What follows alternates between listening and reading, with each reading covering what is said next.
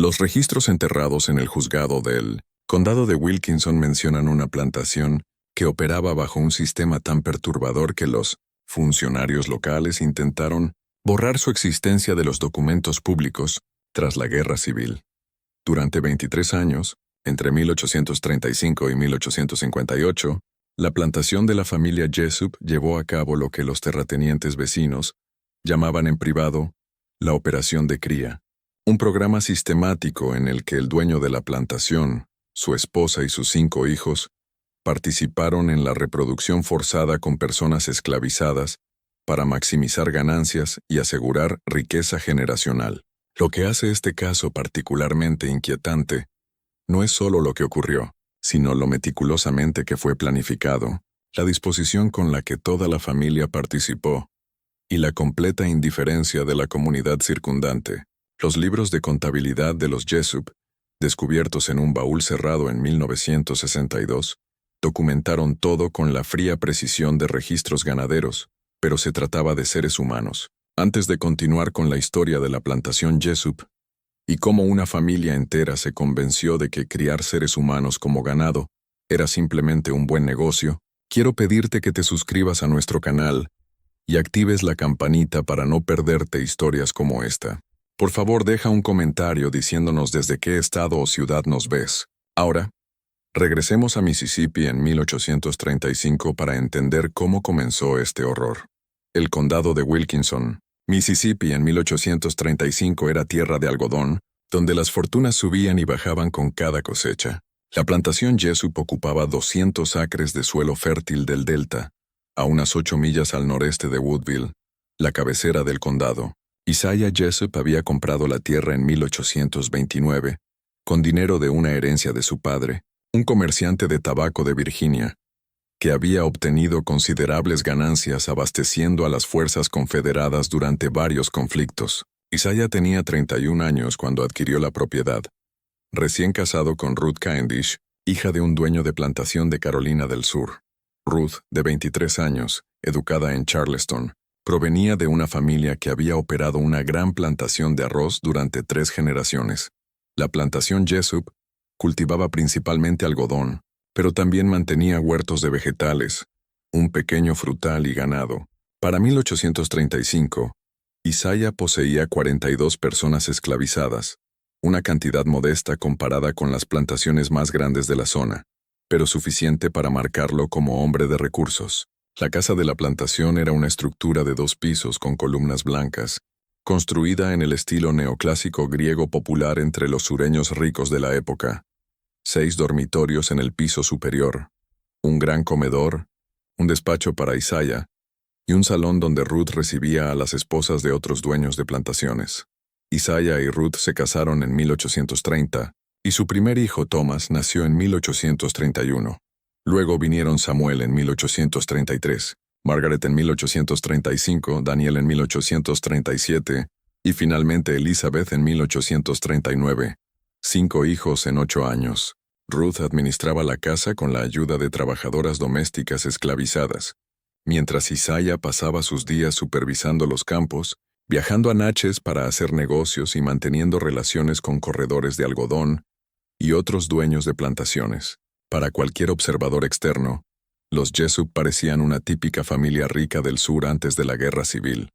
Asistían a la iglesia todos los domingos en la congregación presbiteriana de Woodville. Isaiah formaba parte de la Junta Agrícola del condado. Ruth participaba en sociedades benéficas de damas. Sus hijos recibían educación de un tutor privado, un hombre llamado Charles Whitfield, de Kentucky, que vivía en una cabaña en la propiedad y les enseñaba lectura, escritura, aritmética y escrituras.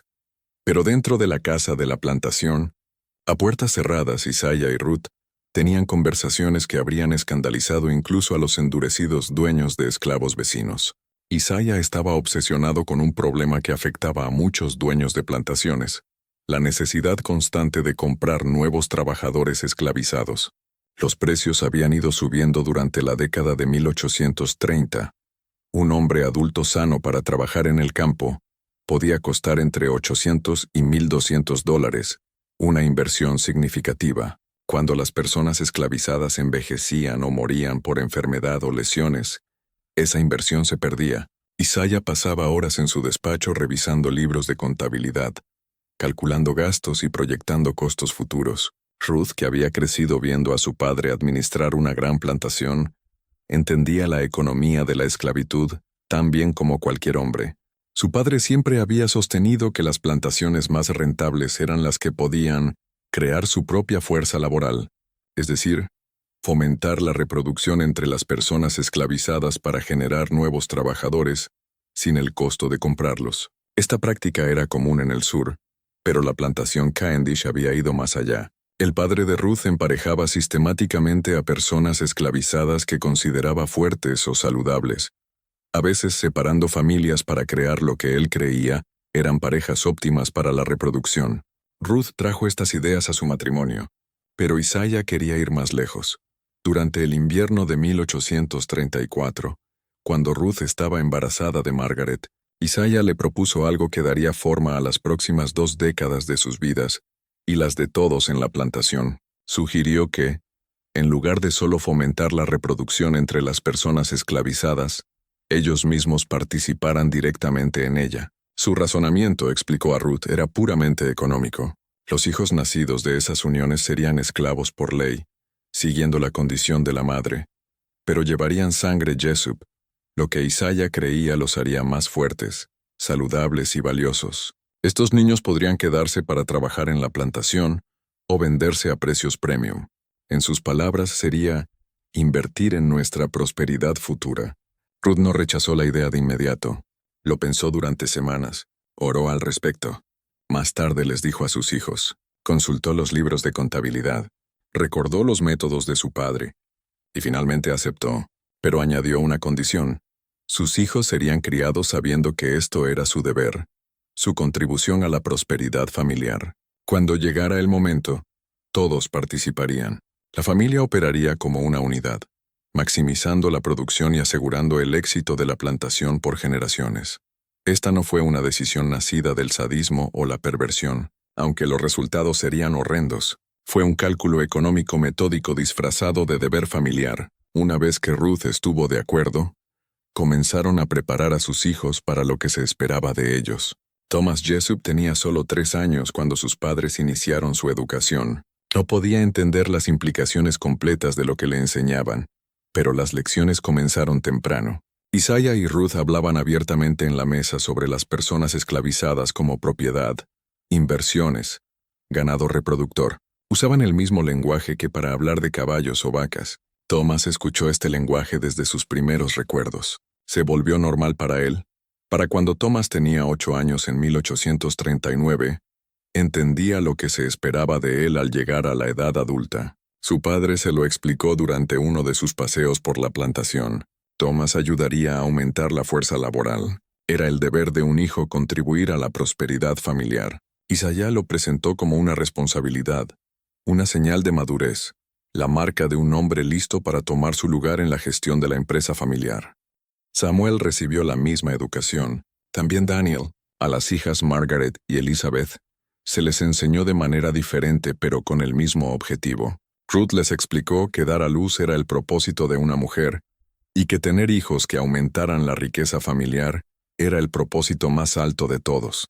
Les enseñó que las mujeres esclavizadas estaban por debajo de ellas en todos los sentidos y que usarlas para el beneficio familiar no era diferente a usarlas para cocinar o lavar ropa. Eran herramientas, recursos. Los niños crecieron aislados, con pocos amigos fuera de la familia. Su tutor, Charles Whitfield, les enseñaba lectura y matemáticas, pero la verdadera educación formativa venía de sus padres.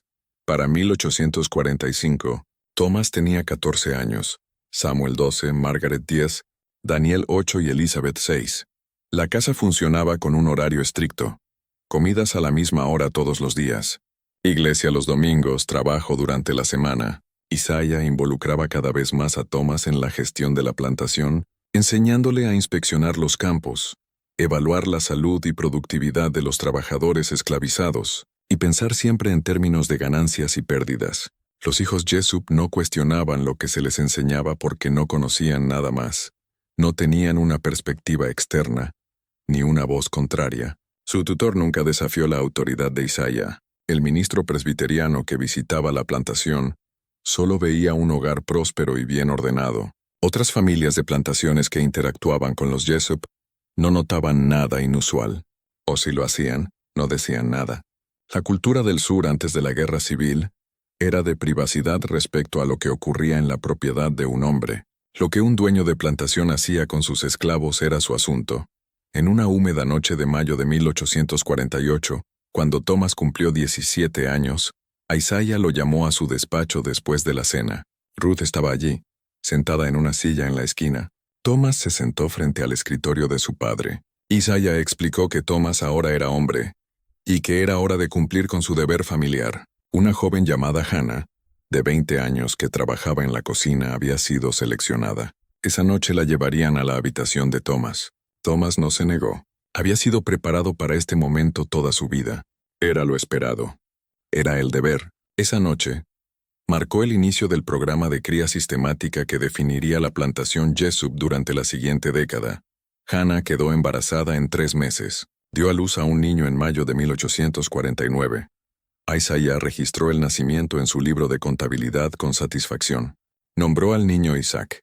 Escribió, propiedad de la plantación Jessup, junto a la entrada, y estimó el valor futuro del niño al alcanzar la madurez. Hannah regresó al trabajo en la cocina 2 semanas después de dar a luz. El bebé fue cuidado por una mujer esclavizada mayor llamada Claudia, que había criado a muchos de los niños esclavizados en la plantación. Thomas continuó con sus tareas. En los siguientes 3 años engendró 4 hijos más con 3 mujeres esclavizadas diferentes. Samuel comenzó su participación en 1850, cuando cumplió 17 años. Daniel empezó en 1854. A las hijas, Margaret y Elizabeth, también se les esperaba que tuvieran hijos, pero en su caso, los padres serían hombres esclavizados seleccionados por Isaiah por características físicas deseables: fuerza, salud, buenos dientes, ojos claros. Margaret cumplió 18 años en 1853. Ruth pasó meses preparándola psicológicamente para lo que venía. Margaret no se resistió. Había sido educada toda su vida para creer que esto era normal, esperado e incluso justo. Un hombre esclavizado llamado Jacob, de 25 años, que trabajaba como herrero en la plantación, fue llevado a la habitación de Margaret un sábado por la noche en noviembre. Margaret quedó embarazada. Dio a luz a una hija en agosto de 1854. Ruth insistió en que Margaret continuara participando. En los siguientes 4 años, Margaret tuvo 3 hijos más. Elizabeth siguió el mismo patrón cuando cumplió 18 años en 1857. Para entonces, el sistema estaba bien establecido. La familia operaba con fría eficiencia. Isaiah mantenía registros meticulosos. Ruth gestionaba la casa y supervisaba los embarazos y nacimientos. Los hijos cumplían con sus deberes asignados. Las hijas daban a luz. Las personas esclavizadas no tenían voz, ni elección, ni escapatoria. Lo que hacía la operación Jessup particularmente perturbadora no era solo la reproducción forzada, sino su naturaleza sistemática. Isaiah la trataba como agricultura. Rotaba a las mujeres esclavizadas emparejadas con sus hijos, para evitar lo que él llamaba uso excesivo de alguna. Seguía los ciclos menstruales. Proporcionaba mejores raciones de comida a las mujeres embarazadas, no por compasión, sino para asegurar nacimientos saludables. Separaba a las madres de sus hijos a los 3 años, creyendo que la separación temprana evitaba lazos emocionales que podrían interferir con la productividad. Los libros de contabilidad de este periodo, que sobrevivieron y fueron descubiertos, son escalofriantes en su detalle. Cada nacimiento se registra con el nombre de la madre, la fecha, el sexo del niño, características físicas notables y un valor futuro estimado. Los hijos engendrados por el propio Isaiah, quien comenzó a participar en 1850 cuando Thomas demostró la viabilidad del sistema, están marcados con una pequeña nota en el margen. Línea directa J. Isaiah creía que estos niños alcanzarían los precios más altos si se vendían o serían los más productivos si se quedaban. Para 1855, la población de la plantación había crecido de 42 a 68 personas. 26 de ellas eran niños menores de 10 años, todos nacidos como parte del programa de cría. La riqueza de la familia Jessup aumentó significativamente. Isaiah amplió sus tierras comprando 300 acres adicionales, construyó un nuevo granero, una desmotadora de algodón y más cuartos para esclavos para albergar a la creciente población. Era considerado uno de los plantadores más exitosos del condado de Wilkinson.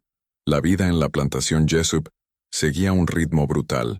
Los trabajadores del campo se levantaban antes del amanecer, trabajaban hasta el anochecer y regresaban a sus cabañas exhaustos. Los sirvientes de la casa trabajaban menos horas, pero estaban bajo supervisión constante. Los niños nacidos en esclavitud en la plantación comenzaban con trabajos ligeros a los 5 años, llevando agua, recogiendo vegetales, haciendo recados. A los 10 estaban en los campos o aprendiendo oficios. La familia crecía, pero no se permitía que se formaran verdaderas familias. La política de Isaiah de separación temprana significaba que madres e hijos pasaban solo los primeros 3 años juntos, y aún entonces, las madres trabajaban.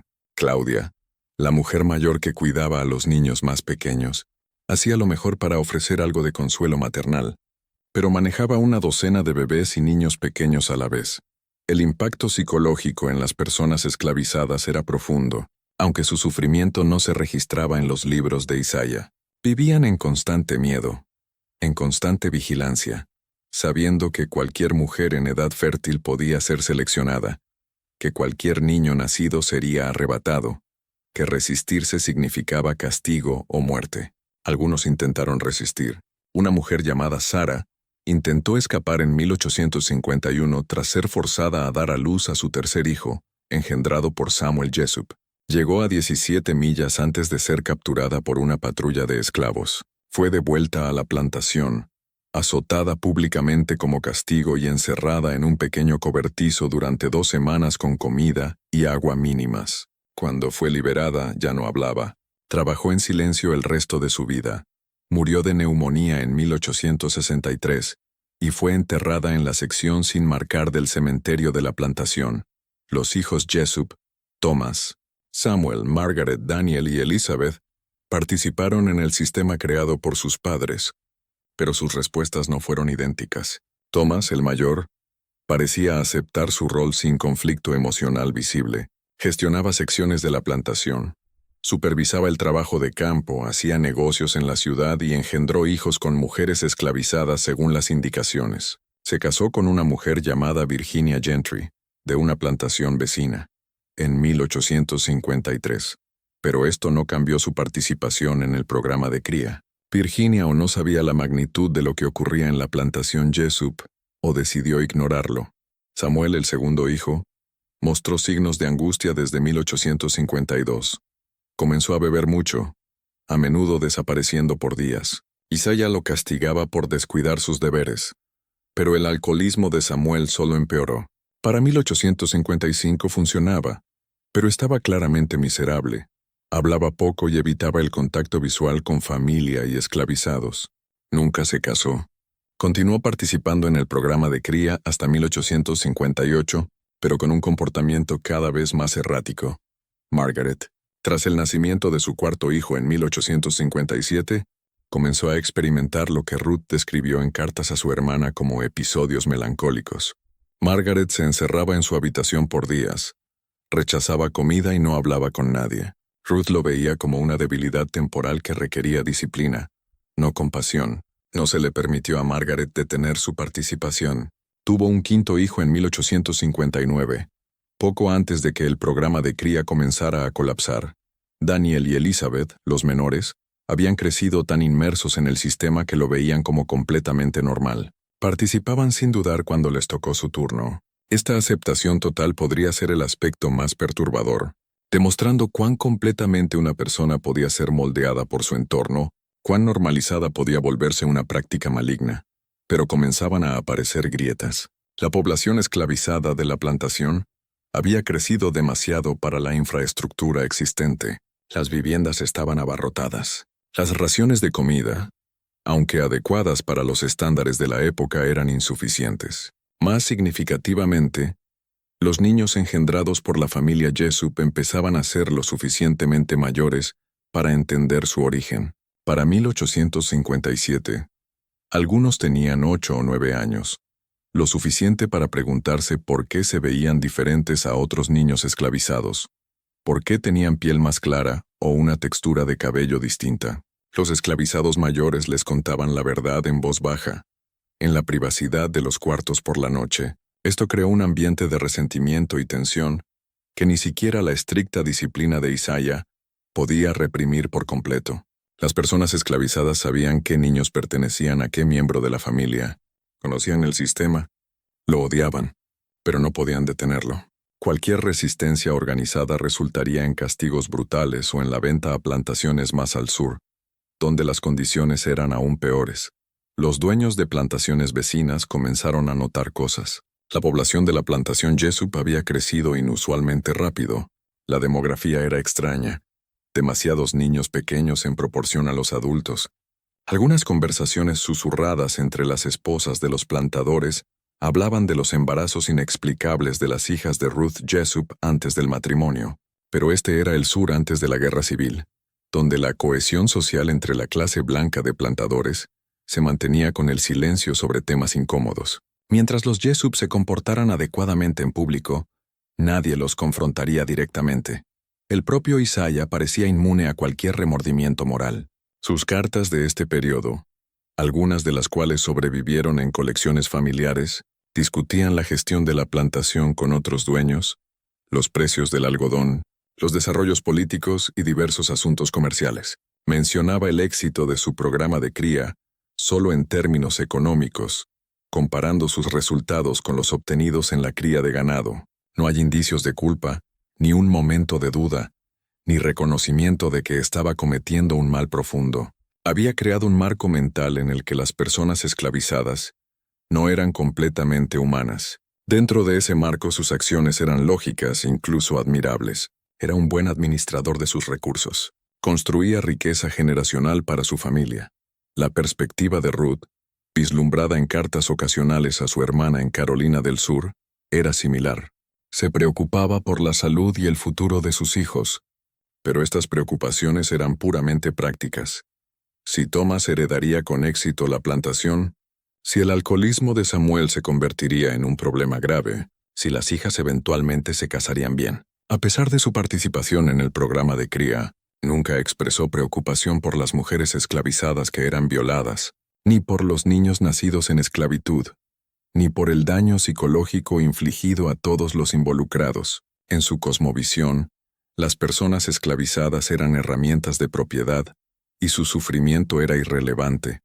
La ceguera moral absoluta de la familia Jessup no era exclusiva de ellos. Miles de dueños de plantaciones en el sur operaban bajo supuestos similares. Lo que hacía a los Jessup inusuales era la participación sistemática de toda la familia, la planificación multigeneracional, el cálculo frío. La mayoría de las reproducciones forzadas en las plantaciones eran oportunistas, impulsadas por la explotación individual de mujeres esclavizadas por los dueños. El programa Jessup era diferente, organizado, metódico, un negocio familiar. El año 1858 trajo cambios que comenzaron a desmoronar el sistema que Isaiah y Ruth habían construido. En febrero, Charles Whitfield, el tutor que había educado a los hijos Jessup durante más de 2 décadas, murió repentinamente de una afección cardíaca. Tenía 57 años. Su muerte significó que la familia perdió a alguien que, con su silencio, había permitido su operación. Whitfield sabía. Había vivido en la plantación durante años. Había visto el patrón, había observado el creciente número de niños mestizos. Nunca le dijo nada a nadie fuera de la plantación. Su complicidad a través del silencio fue tan dañina como la participación activa. Tras la muerte de Whitfield, Isaiah decidió que los hijos menores ya no necesitaban tutoría formal. Elizabeth, de 19 años, se consideraba suficientemente educada. Daniel, de 21, ya gestionaba partes significativas de la plantación. La familia podía operar sin un extraño viviendo en la propiedad. Esta decisión aumentó aún más su aislamiento. En abril, una mujer esclavizada llamada Rose, de 32 años, que había dado a luz a 5 hijos como parte del programa de cría, enfermó gravemente, probablemente de tuberculosis, aunque no fue diagnosticada como tal en ese momento, tosiendo sangre, con fiebres altas y pérdida rápida de peso. Ruth, Preocupada por la posibilidad de que la enfermedad se extendiera, ordenó aislar a Rose en una pequeña cabaña al borde de los cuartos. Rose murió 3 semanas después, sola, separada de sus hijos. Fue enterrada rápidamente en una tumba sin marcar. La muerte de Rose afectó profundamente a la comunidad esclavizada. Era muy querida. Había ofrecido consuelo silenciosamente a otras mujeres forzadas al programa de cría. Cantaba himnos por las noches que se escuchaban en los cuartos. Su muerte y entierro apresurado, sin ceremonia, fueron vistos como una indicación de su falta de valor ante los ojos de la familia Jessup. La ira crecía. Ese verano la cosecha de algodón sufrió una infestación de gorgojos, reduciendo significativamente el rendimiento. Los ingresos de Isaiah cayeron. Necesitaba vender algunos de los niños esclavizados, ahora lo suficientemente mayores para trabajar, para recaudar dinero. En agosto, vendió a 6 niños de entre 8 y 12 años a un comerciante de esclavos que los llevó a Luisiana. 4 de esos niños habían sido engendrados por sus hijos. Los separó de sus madres sin ceremonia, cargándolos en un carro una mañana temprano y enviándolos lejos. A las madres no se les permitió despedirse. Este evento rompió algo en la comunidad esclavizada. La aceptación pasiva que había caracterizado la década anterior dio paso a una furia silenciosa. Las personas esclavizadas comenzaron a hablar entre ellos sobre la posibilidad de escapar, sobre rumores que habían oído del ferrocarril subterráneo, sobre las crecientes tensiones entre el norte y el sur por la esclavitud. Algunos hombres jóvenes hablaron de violencia, de rebelión, aunque los mayores advertían contra ello. El recuerdo de la rebelión de Nat Turner en 1831 y su brutal represión aún estaba fresco en la memoria colectiva del sur. La rebelión abierta significaba la muerte. El alcoholismo de Samuel Jessup alcanzó un punto crítico en septiembre. Fue encontrado inconsciente en el granero una tarde, tras consumir casi una botella entera de whisky. Isaiah lo hizo llevar a la casa. Lo reprendió cuando recuperó la conciencia y amenazó con desheredarlo si el comportamiento continuaba. Samuel prometió reformarse, pero la promesa fue vacía. Su consumo nocturno continuó. Comenzó a descuidar por completo sus tareas en la plantación. Thomas tuvo que asumir las responsabilidades de Samuel. El estado mental de Margaret también se deterioró.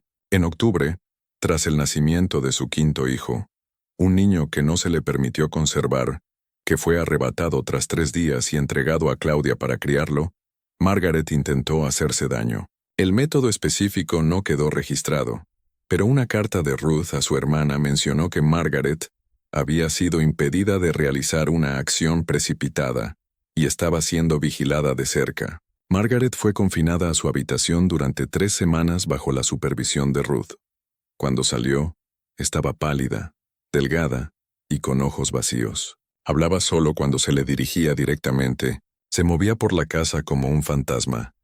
La tensión emocional y psicológica en la familia Jessup se hacía visible, pero no podían o no querían reconocer su origen. Isaiah atribuía el alcoholismo de Samuel a una debilidad de carácter. Ruth atribuía la depresión de Margaret a la histeria femenina. Ninguno conectaba el sufrimiento de sus hijos con el sistema monstruoso que habían creado y mantenido. La premisa fundamental de que las personas esclavizadas eran propiedad y podían ser usadas como la familia quisiera, permanecía incuestionable. En noviembre, un ministro metodista itinerante, el reverendo William Foster, de Pensilvania, pasó la noche en la plantación mientras viajaba por el condado. Cenó con la familia, dio gracias y mantuvo una conversación cortés, pero notó cosas. Observó la cantidad inusual de niños pequeños en los cuartos de esclavos. Notó las similitudes físicas entre algunos de esos niños y la familia Jessup. Vio la mirada atormentada en los ojos de Margaret y el brillo ebrio en los de Samuel. El reverendo Foster no confrontó a la familia directamente. Eso habría sido socialmente imposible y potencialmente peligroso. Pero tras dejar la plantación, hizo anotaciones en su diario que sobrevivieron. Describen sus sospechas sobre lo que ocurría en la plantación Jessup, su horror ante las implicaciones y su sensación de impotencia. ¿Qué podía hacer? Era un norteño sin autoridad en Mississippi. La esclavitud en sí era legal. Incluso si denunciaba sus sospechas a las autoridades locales, no harían nada. Los dueños de plantaciones tenían control casi absoluto sobre sus esclavos, mientras no los asesinaran directamente, y aun eso rara vez se perseguía, no enfrentaban consecuencias. El relato del reverendo Foster publicado años después en una colección de testimonios sobre la esclavitud, es una de las pocas confirmaciones externas de que algo profundamente perturbador ocurría en la plantación Jesup en la década de 1850. Describió la atmósfera como opresiva, más allá de la opresión habitual de la esclavitud, y señaló que las personas esclavizadas que observó parecían vivir en un estado de terror que iba más allá del miedo normal al castigo. Diciembre trajo un clima frío y el fin de la cosecha de algodón. El rendimiento reducido significó presión financiera para Isaiah. Pasaba largas horas en su despacho revisando cuentas, calculando cómo mantener la rentabilidad. Su solución fue intensificar aún más el programa de cría. Instruyó a Thomas y Daniel para que aumentaran su participación. Seleccionó 3 mujeres esclavizadas adicionales que consideraba adecuadas. Estableció metas, un número específico de nacimientos que quería lograr en el próximo año. El día de Navidad, la familia Jesup asistió a la iglesia en Woodville, como lo hacía todos los domingos y festivos importantes. Ocuparon su banco habitual, cantaron himnos, escucharon el sermón. El ministro, el reverendo Donald Patterson, habló sobre el deber, la familia y la virtud cristiana. Los Jesup asintieron en acuerdo. Tras el servicio, socializaron con otras familias de plantaciones en el césped de la iglesia. Ruth discutió recetas y gestión doméstica con otras mujeres. Isaiah habló de política con otros hombres. Los hijos se mantuvieron en silencio, bien vestidos y educados. Para todos los observadores, parecían una familia modelo. Esa tarde, de vuelta en la plantación, Isaiah reunió a la familia en el salón. Anunció sus planes para expandir el programa de cría en el próximo año. Explicó sus expectativas para cada miembro de la familia. Enfatizó la importancia de la productividad, de maximizar retornos, de asegurar la prosperidad de la plantación. Su tono era de negocios, como si estuviera discutiendo la rotación de cultivos o el mantenimiento de equipos. Los hijos escucharon, incluso Samuel. A pesar de su alcoholismo, asintió en aceptación. Esto era su normalidad. Esto era lo que les habían enseñado toda su vida. Pero algo estaba cambiando. Los esclavos en los cuartos habían comenzado a organizarse silenciosamente. Un hombre llamado Josiah, de 26 años, nacido en la plantación, había estado contactando a personas esclavizadas de plantaciones vecinas durante los servicios religiosos de los domingos, cuando a veces se les permitía asistir.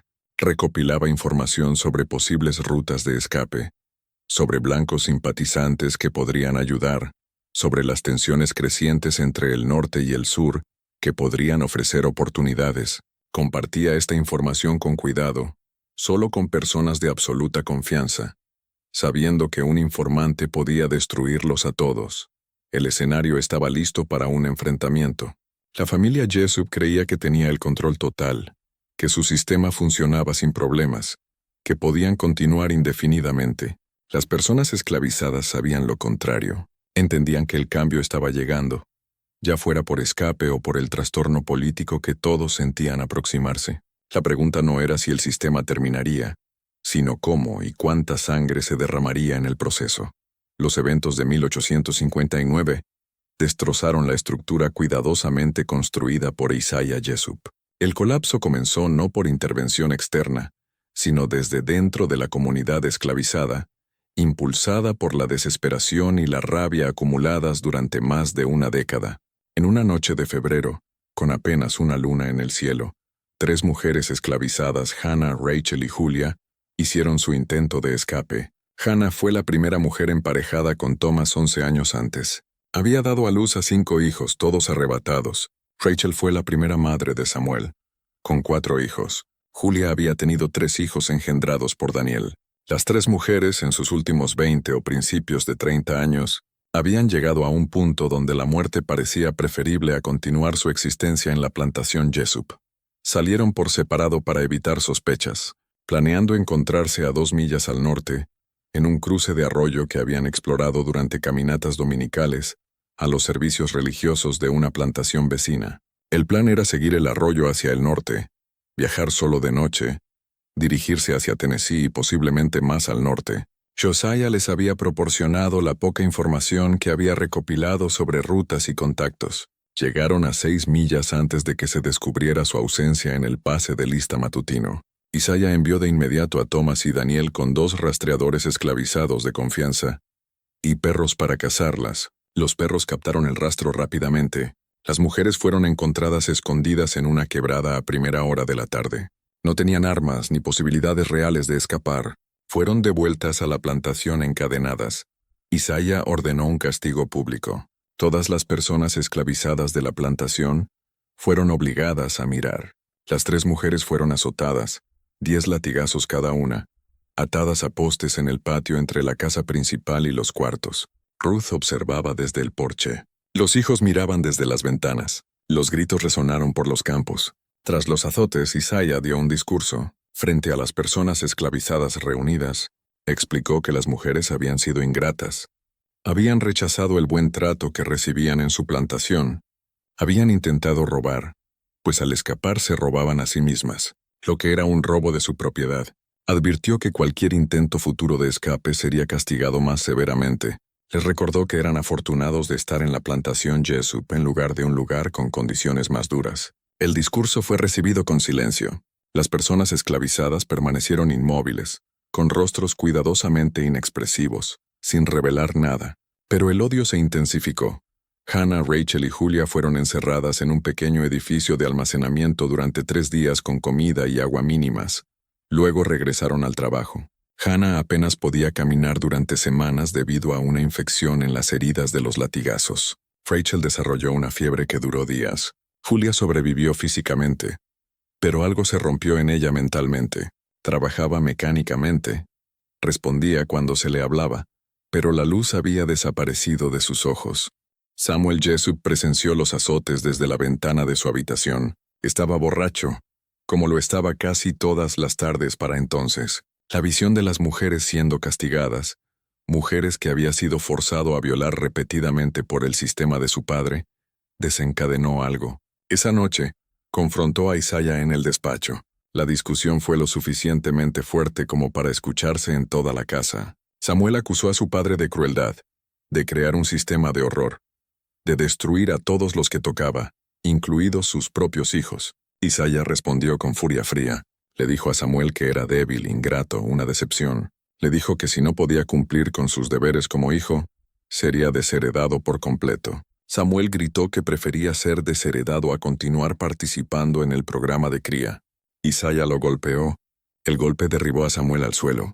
Isaiah se paró sobre su hijo y le dijo que continuaría con sus deberes o abandonaría la plantación de inmediato sin nada.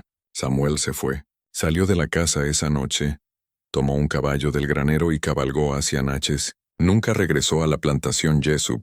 La partida de Samuel conmocionó a la familia. Ruth lloró, más por vergüenza que por dolor. Thomas aumentó su trabajo para compensar la ausencia de Samuel. Margaret se sumió aún más en el silencio. Daniel y Elizabeth parecían no estar afectados, continuando con sus roles en el sistema sin comentarios. Isaiah se negó a hablar de Samuel, prohibiendo que se mencionara su nombre. Pero la confrontación de Samuel había expuesto la realidad que todos conocían pero nunca reconocían. El sistema estaba construido sobre la violencia, sobre la destrucción de almas humanas, y estaba destruyendo a la familia Jessup tan surely como destruía a las personas esclavizadas que brutalizaban. La primavera trajo más problemas. Varios niños esclavizados enfermaron de sarampión, un brote que se extendió rápidamente por los cuartos abarrotados. 2 niños murieron. Uno de ellos era una niña de 4 años llamada Clara, engendrada por Thomas. Fue la primera vez que uno de los niños directamente descendientes de la familia murió en la plantación. Isaiah anotó la muerte en su libro como una pérdida financiera. Thomas no dijo nada públicamente, pero asistió al entierro de la niña en el cementerio de esclavos, observando desde la distancia mientras el pequeño cuerpo era bajado a la tierra. Margaret quedó embarazada nuevamente en abril. Este fue su 6º embarazo, y su estado psicológico había empeorado tanto que Ruth comenzó a temer que no sobreviviera al parto. Margaret apenas comía. Pasaba horas mirando por la ventana de su habitación. Se estremecía cuando alguien se le acercaba. Ruth intentó varios tónicos y tratamientos, pero nada ayudó. Margaret estaba atrapada en una pesadilla creada por sus padres, y no había escapatoria. En mayo, Josiah y 4 hombres esclavizados más intentaron escapar. Estaban mejor preparados que las mujeres. Habían recolectado suministros en secreto durante meses. Comida, herramientas, un cuchillo robado. Salieron un sábado por la noche cuando la familia blanca dormía, y llegaron a casi 20 millas antes de que se descubriera su ausencia el domingo por la mañana. Isaiah envió a Thomas y Daniel con un grupo más grande a buscarlos. Esta vez la búsqueda tomó 3 días. El grupo de Josiah se había separado, dificultando el rastreo. Finalmente, los 5 fueron capturados por separado y devueltos. El castigo fue brutal. Isaiah los hizo azotar severamente, 20 latigazos cada uno. Josiah, como líder, recibió 30 luego. Isaiah hizo algo que nunca había hecho antes. Vendió a los 5 hombres de inmediato a un comerciante de esclavos que los llevó a plantaciones de azúcar en Luisiana, donde las condiciones de trabajo eran notoriamente duras y la esperanza de vida era corta. Quería enviar un mensaje de que los intentos de escape resultarían no solo en castigo, sino en exilio a situaciones peores. La venta de Josiah y los otros devastó a la comunidad esclavizada. Josiah había sido un líder, alguien a quien la gente miraba con esperanza. Su remoción dejó un vacío, pero también confirmó lo que todos ya sabían.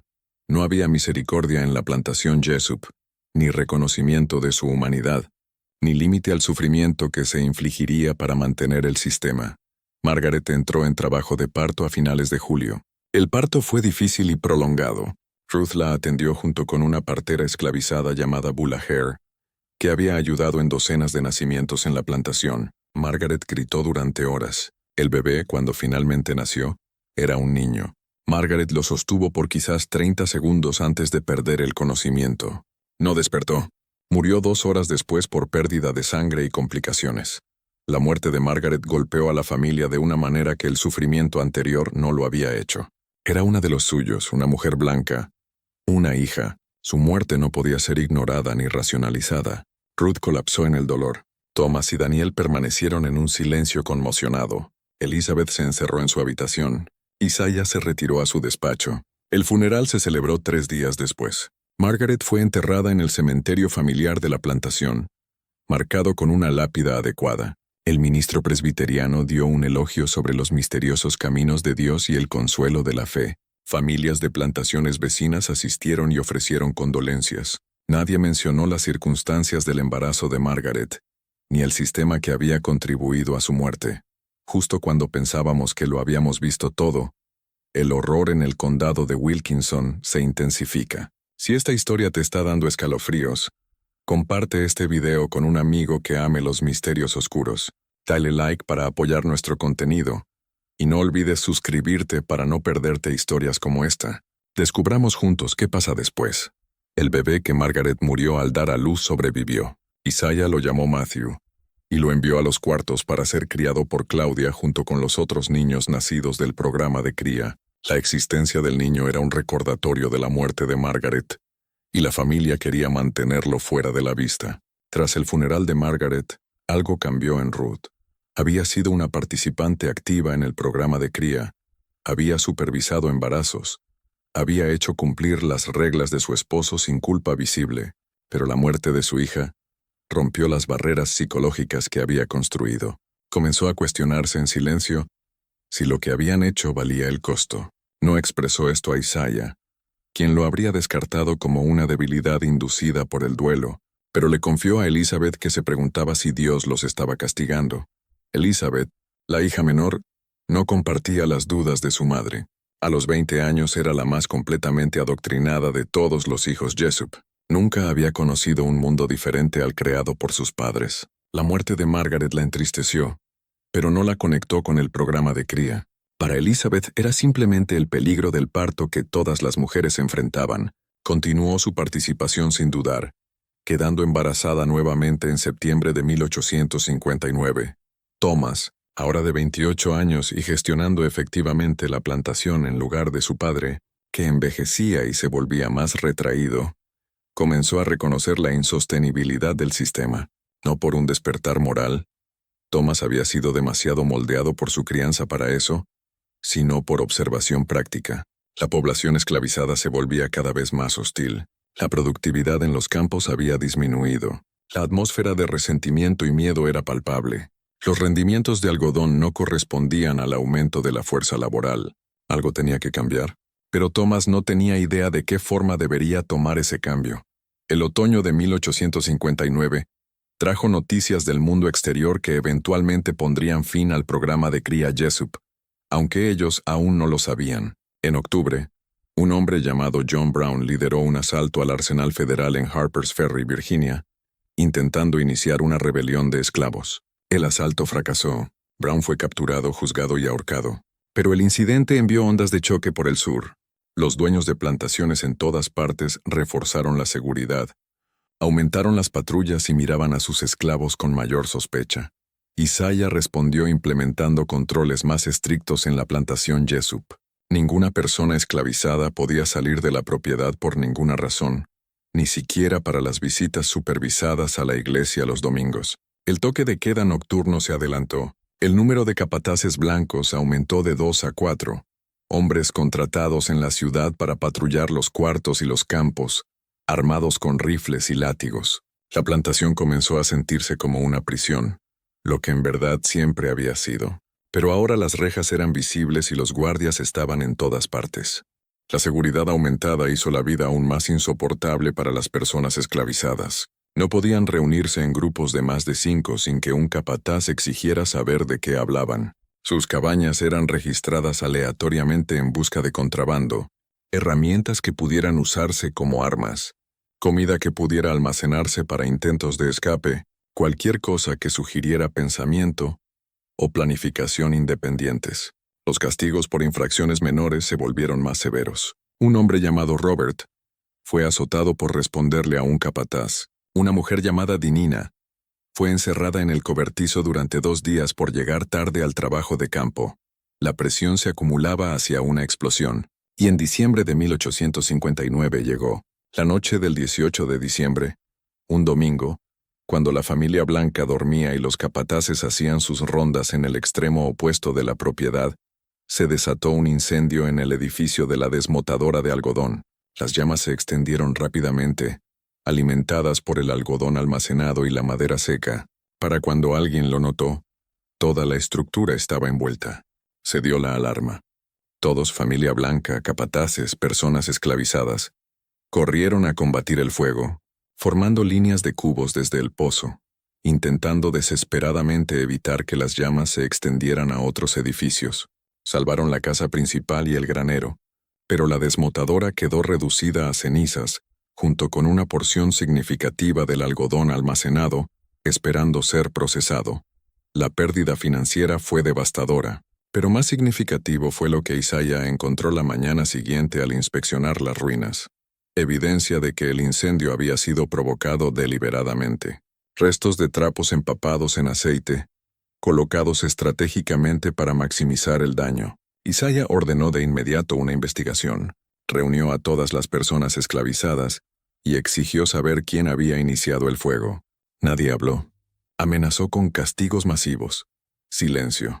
Hizo que los capataces registraran los cuartos en busca de cualquier evidencia, cualquier indicio de culpa. No se encontró nada. Frustrado y enfurecido, Isaiah seleccionó a 3 hombres al azar, Peter, Moses y James, y los hizo azotar como ejemplo, 20 latigazos cada uno, frente a la población esclavizada reunida.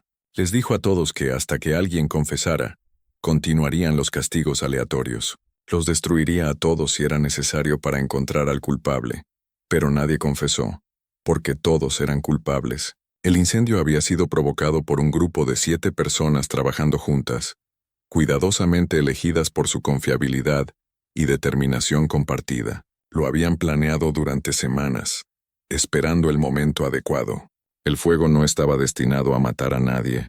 Se inició de noche cuando el edificio estaba vacío, pero buscaba golpear la riqueza de Isaiah, costarle dinero, demostrar que no eran completamente impotentes. El incendio marcó un punto de inflexión.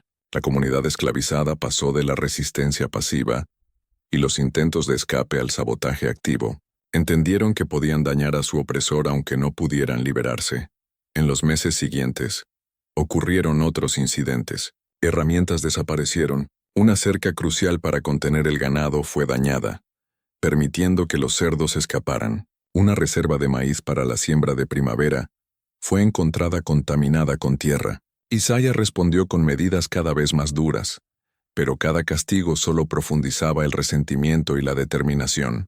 La plantación se había convertido en una zona de guerra, aunque la guerra era en gran parte invisible para los observadores externos. Para los dueños de plantaciones vecinas, la propiedad Jessup aún parecía próspera y bien gestionada. Notaron la desmotadora quemada, pero los incendios no eran raros en las plantaciones. No tenían idea del conflicto latente bajo la superficie. Thomas intentó aconsejar a su padre hacia la moderación, no por compasión, sino por pragmatismo. Los castigos severos hacían a las personas esclavizadas menos productivas, más peligrosas. Pero Isaiah no lo escuchó. Había pasado 24 años construyendo su sistema, y no lo abandonaría ahora. El programa de cría continuaría. El control se mantendría. Su voluntad prevalecería. Mientras tanto, Ruth se había retirado casi completamente de la gestión activa de la plantación. La muerte de Margaret había roto algo en ella que no sanaría. Pasaba sus días en su habitación leyendo escrituras, orando, escribiendo cartas a su hermana en Carolina del Sur que revelaban una mente fragmentándose lentamente bajo el peso de la culpa que ya no podía reprimir. En una carta de enero de 1860 escribió: «Temo que hemos pecado gravemente, y el juicio de Dios se acerca. Mi hija está muerta. Mi hijo está perdido en el alcohol y el exilio. Y despierto cada noche escuchando gritos que podrían ser reales o tal vez ecos de todos los años pasados». Elizabeth dio a luz a su segundo hijo en febrero de 1860, una niña. Como Margaret antes que ella, se esperaba que reanudara de inmediato su participación en el programa de cría. A diferencia de Margaret, Elizabeth no mostraba signos de angustia psicológica. Había sido demasiado joven cuando comenzó el programa. Había absorbido la cosmovisión de sus padres demasiado completamente para desarrollar el conflicto moral que destruyó a su hermana y hermano. Elizabeth era en cierto modo el mayor éxito del programa y su producto más horrendo. Una persona tan completamente adoctrinada que no sentía culpa por participar en la violación y esclavitud sistemáticas. Mientras el invierno se convertía en primavera en 1860, las tensiones políticas entre el norte y el sur alcanzaron un punto de ruptura. La campaña presidencial de Abraham Lincoln, con su plataforma opuesta a la expansión de la esclavitud en nuevos territorios, era vista por muchos sureños como una amenaza existencial. Los dueños de plantaciones en todo Mississippi comenzaron a discutir la secesión, preparándose para un posible conflicto. Isaiah asistía a reuniones en Woodville, donde los líderes locales debatían su respuesta a la agresión norteña, como la llamaban. Isaiah estaba consumido por defender la esclavitud en abstracto, el estilo de vida sureño, los derechos de los estados, los derechos de propiedad, mientras permanecía ciego a los horrores específicos que había creado en su propia plantación. Podía dar discursos apasionados sobre la justificación bíblica de la esclavitud, sobre la necesidad económica de la institución, sobre la supuesta felicidad de las personas esclavizadas bajo amos benevolentes, mientras forzaba a sus propios hijos a violar a mujeres que poseía y separaba a madres de sus bebés. La disonancia cognitiva nunca pareció registrarse. En noviembre de 1860, Abraham Lincoln fue elegido presidente. Carolina del Sur se separó de la Unión en diciembre. Mississippi siguió en enero de 1861. Para febrero, 7 estados del sur habían formado los Estados Confederados de América. La guerra se acercaba. Aunque pocos en principios de 1861 creían que duraría mucho o costaría mucha sangre, la opinión predominante en Mississippi era que el norte retrocedería, que la tradición militar superior del sur aseguraría una victoria rápida, que el mundo no permitiría que el suministro de algodón se interrumpiera. La plantación Jessup continuó sus operaciones durante estos trastornos políticos, pero la guerra que se acercaba creó incertidumbre. Thomas y Daniel estaban en edad militar y probablemente se esperaría que lucharan. La fuerza laboral de la plantación podría reducirse si los hombres esclavizados eran reclutados para construir fortificaciones o trabajar para el ejército confederado. El programa de cría, que había sido el enfoque de los esfuerzos familiares durante más de 2 décadas, de repente parecía menos importante que la supervivencia en un mundo cambiante. En abril de 1861, las fuerzas confederadas dispararon contra Fort Sumter en Carolina del Sur, y comenzó la guerra civil. Thomas se alistó en un regimiento de Mississippi en cuestión de semanas. Daniel lo siguió en mayo. Isaiah, a los 53 años, era demasiado mayor para el servicio militar. Permaneció en la plantación con Ruth, Elizabeth, los capataces contratados y la población esclavizada de 73 personas, una población que incluía docenas de niños engendrados por los hombres Jessup. Con Thomas y Daniel fuera, la gestión diaria de la plantación recayó en Isaiah y los capataces. El programa de cría continuó, pero con menos intensidad y organización. Isaiah estaba envejeciendo, cada vez más aquejado por problemas de salud. Ruth apenas funcionaba, pasando la mayor parte de su tiempo en su habitación. Elizabeth gestionaba la casa, pero no tenía ni la autoridad ni la inclinación para supervisar las operaciones de campo. Los años de la guerra fueron caóticos. El bloqueo de la Unión a los puertos del sur dificultaba la venta de algodón. La moneda confederada se volvía cada vez más inútil. Los suministros de alimentos se desviaban para alimentar al ejército. La plantación comenzó a declinar. Los edificios necesitaban reparaciones que no se hacían. Los campos se plantaban y cosechaban, pero el trabajo se realizaba con menos supervisión y creciente resentimiento. Las personas esclavizadas en la plantación Jessup oyeron rumores de los avances de la Unión, de esclavos escapando a las líneas de la Unión y ganando la libertad, de la proclamación de emancipación de Lincoln en 1863. La esperanza comenzó a reemplazar la desesperación. Entendían que el mundo estaba cambiando, que el sistema que los había mantenido en esclavitud estaba colapsando. Esperaron. Thomas Jessup murió en la batalla de Shiloh en abril de 1862. Daniel murió de disentería en un campamento militar en Virginia en 1863.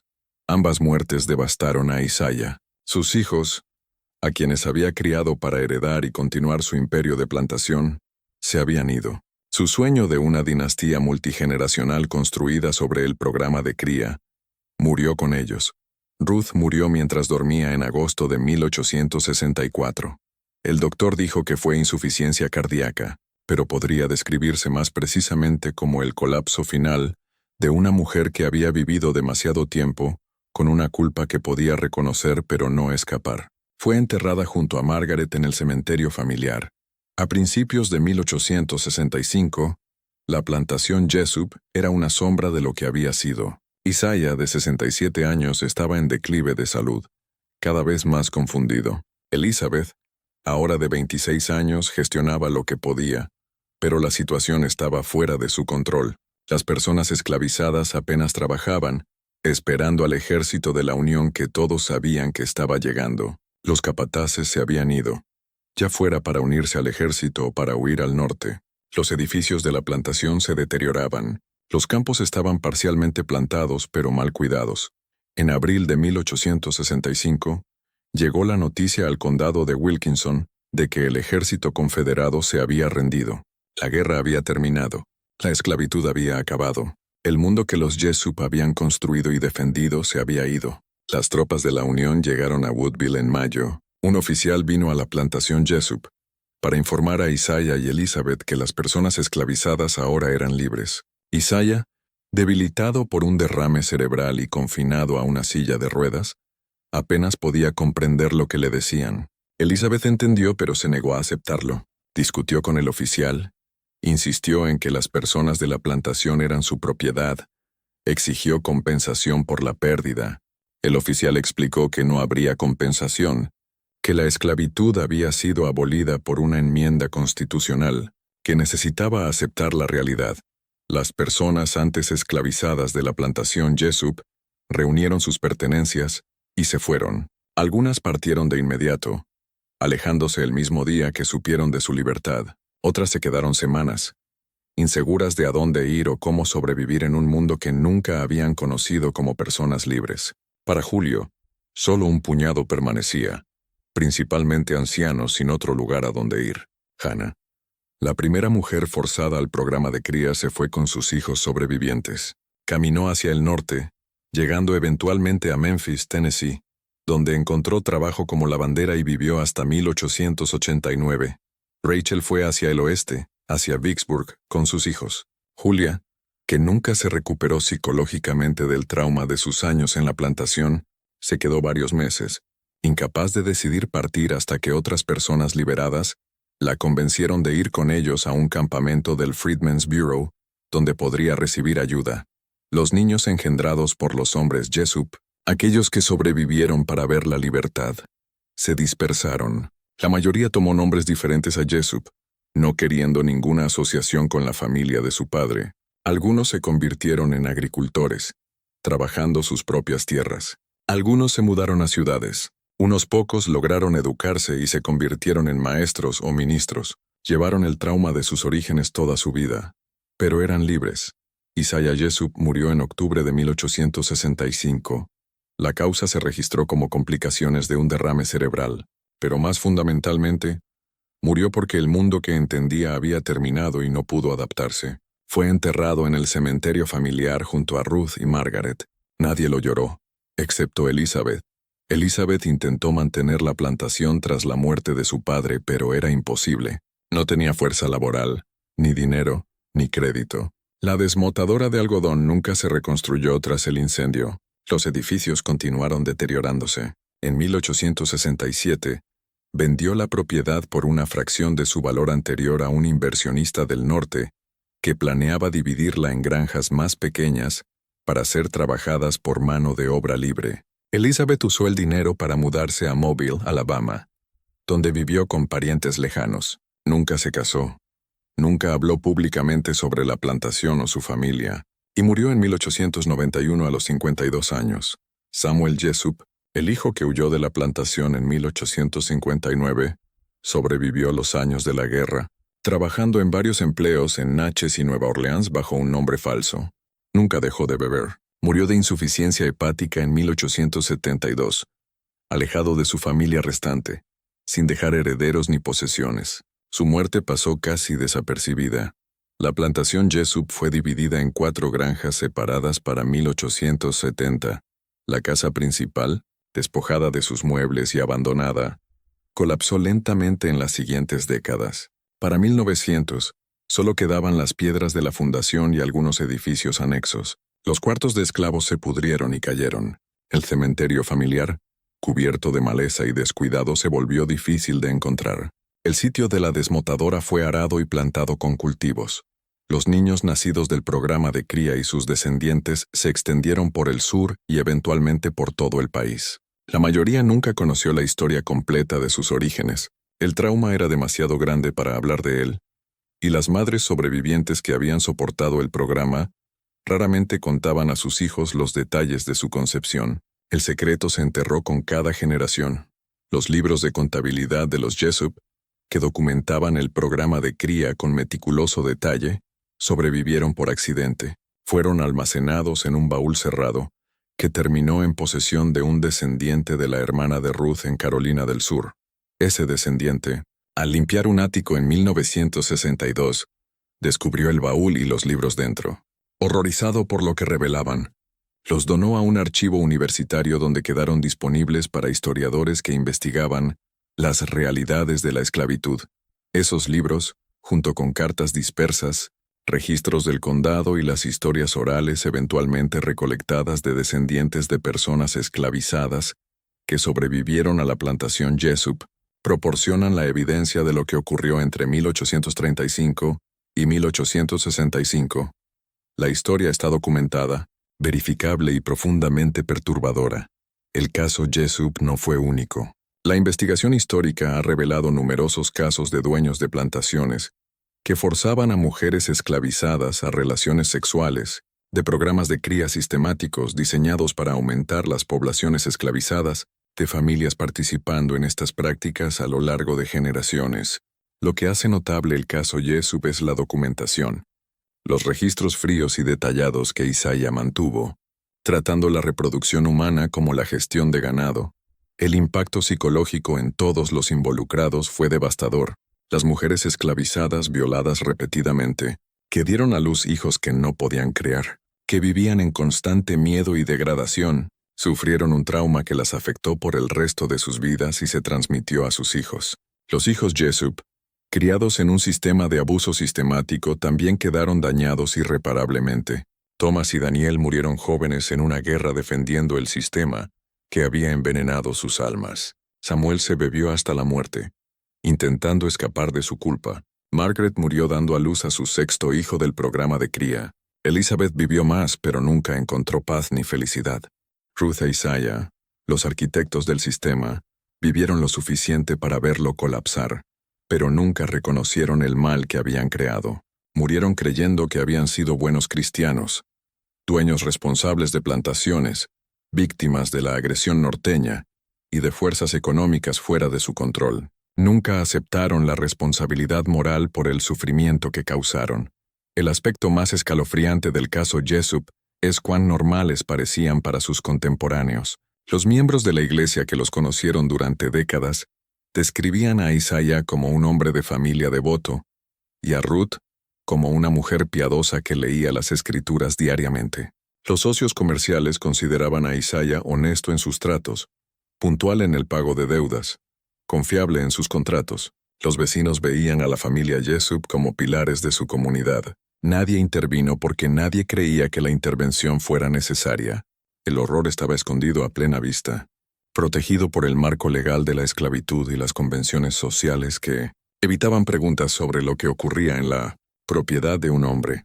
Las personas, esclavizadas, que sobrevivieron a la plantación, Jessup llevaron su trauma en silencio durante años tras la emancipación. En la década de 1930, cuando el proyecto de escritores federales realizó entrevistas con personas anteriormente esclavizadas como parte de la documentación de la historia estadounidense, varias personas que habían vivido en la plantación Jessup fueron entrevistadas. Sus testimonios, grabados con voces ancianas pero recuerdos vívidos, confirmaron la existencia del programa de cría. Una anciana llamada Patience, nacida en la plantación en 1854, le dijo a su entrevistador: el señor Jessup manejaba ese lugar como si fuera Dios mismo. Él decidía quién nacía, quién vivía, quién era vendido. Sus propios hijos hacían lo que él decía. Todos ellos. No éramos personas para ellos, éramos cultivos que estaban creciendo. Estas historias orales, preservadas en los archivos de la Biblioteca del Congreso, corroboran la evidencia documental encontrada en los libros de contabilidad. Lo que ocurrió en la plantación Jessup entre 1835 y 1865 fue legal bajo las leyes de Mississippi y los Estados Confederados. Ese es quizás el hecho más perturbador de todos. Isaiah Jessup nunca fue acusado de un crimen, nunca fue investigado por las autoridades, nunca fue responsabilizado en un sentido legal. El sistema de esclavitud le dio poder absoluto sobre las personas que poseía, y usó ese poder para crear una pesadilla que duró 3 décadas. Su familia participó voluntariamente, moldeada por su crianza para creer que sus acciones no solo eran permisibles, sino admirables. Una demostración de astucia comercial y lealtad familiar. El programa de cría Jessup fue la esclavitud operando exactamente como el sistema estaba diseñado para operar, reduciendo a seres humanos a propiedad, despojándolos de agencia, explotándolos para obtener ganancias y destruyéndolos sin consecuencias. Los niños nacidos del programa de cría sumaron al menos 47 según los libros de Isaiah, aunque el número real pudo ser mayor, ya que algunos nacimientos, especialmente aquellos que resultaron en muertes infantiles, probablemente no se registraron. De esos 47 niños documentados, aproximadamente 30 sobrevivieron para ver la emancipación. Sus descendientes hoy suman cientos, distribuidos por todo Estados Unidos, la mayoría sin saber de su conexión con la plantación, Jessup o las circunstancias de los nacimientos de sus antepasados. Las pruebas de ADN en años recientes han confirmado vínculos genéticos entre individuos descendientes de la población esclavizada y aquellos descendientes de la familia Jessup, proporcionando verificación científica de lo que los registros históricos ya documentaban. Algunos descendientes han buscado conectarse, creando lazos a través de líneas raciales nacidas de un trauma compartido. Otros prefieren no saber, encontrando la verdad demasiado dolorosa para enfrentar.